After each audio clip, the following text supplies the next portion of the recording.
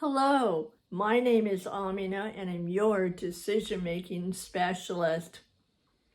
And I want to tell you about some decisions that one of my very lovely clients made and has stuck with it through criticism, through unsolicited advice, through opinions from everywhere on the street corner and everywhere.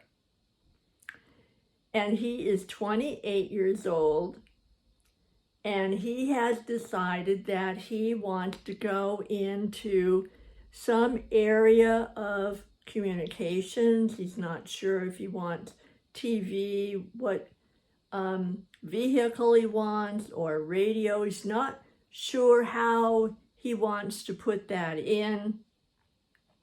He knows that he has, and humbly so, he knows that he has an incredibly clear, inviting, articulate way of speaking. And that's one of his gifts. And he, as he puts it, is a people person. He likes to help and serve people. And he doesn't necessarily want to do it just one by one. He wants to do it bigger.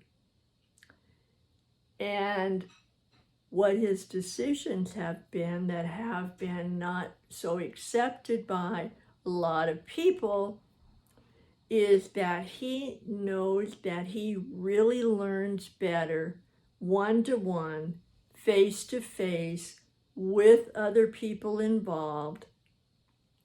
So he has decided he is going to work as much as he can within the COVID era, and that he's not going to go to classes on Zoom, long distance, and remote. It just doesn't work for him. He's tried it, he can do it, and it just feels like so much pressure. And this kid is persistent and consistent. He's not just, oh, throw up your hands, it's too hard for me or anything like that.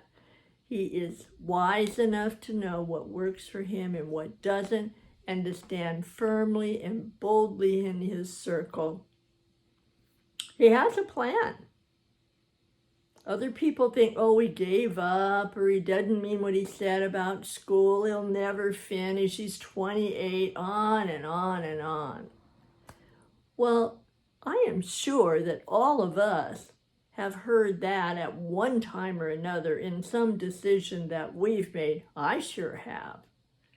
And I'm guessing you have too, and a lot of other people around us have had the same thing. I believe in him, and I am supporting him in the way that he needs and wants.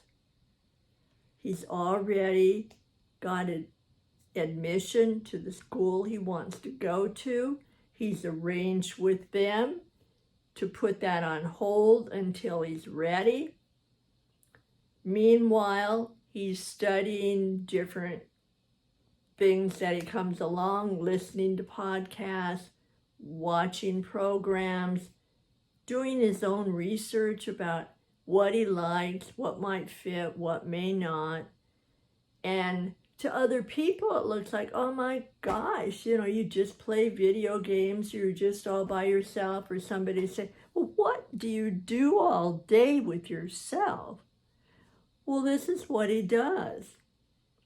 He gets up on a schedule, and he has a good breakfast.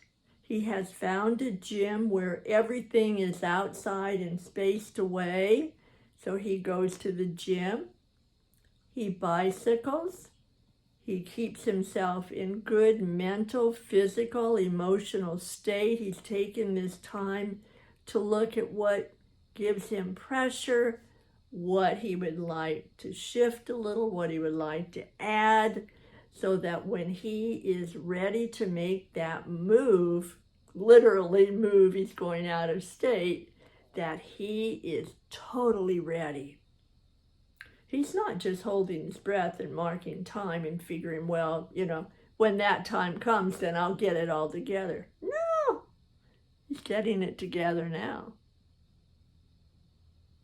And he's putting it in a really good shape so that he will be ready to make a move whenever that time comes, when it's safe to go to school, wide open, with himself, with other people, with whatever modifications it takes.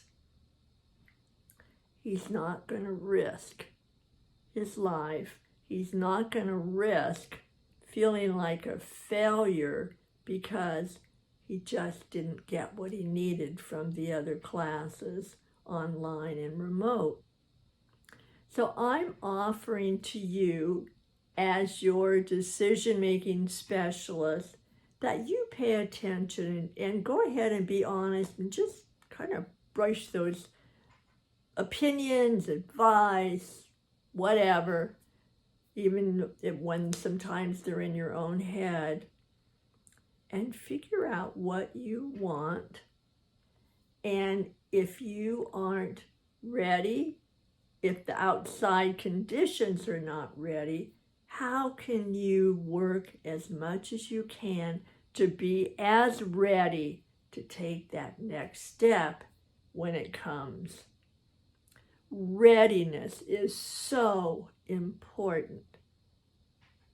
Otherwise, sometimes it's like jumping off into a canyon and then figuring out, I forgot to bring my parachute. Oh, I wish I would have thought of that. Wish I would have thought of that.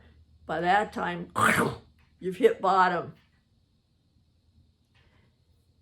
So let's think about not giving up.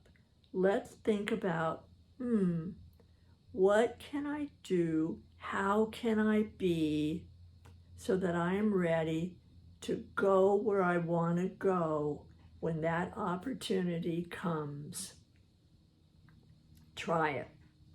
I know in the midst of the busyness and doing all the different things and the uncertainty and the lack of so many times, just see if there's some way, just an eyelash of a way, that you can feed a little morsel to the dream that you have and not give up because of the circumstances.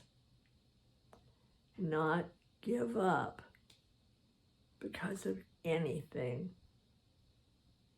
So pack that dream in a little velvet-lined box, open the lid, nourish it, even if it's for a second. Keep it alive, because that keeps you alive, and that keeps your story alive, and that guarantees you a wonderful legacy as you go forward. Thanks for coming, and I hope you come back. You're important, and I always look for you. Thanks for coming. Bye for now.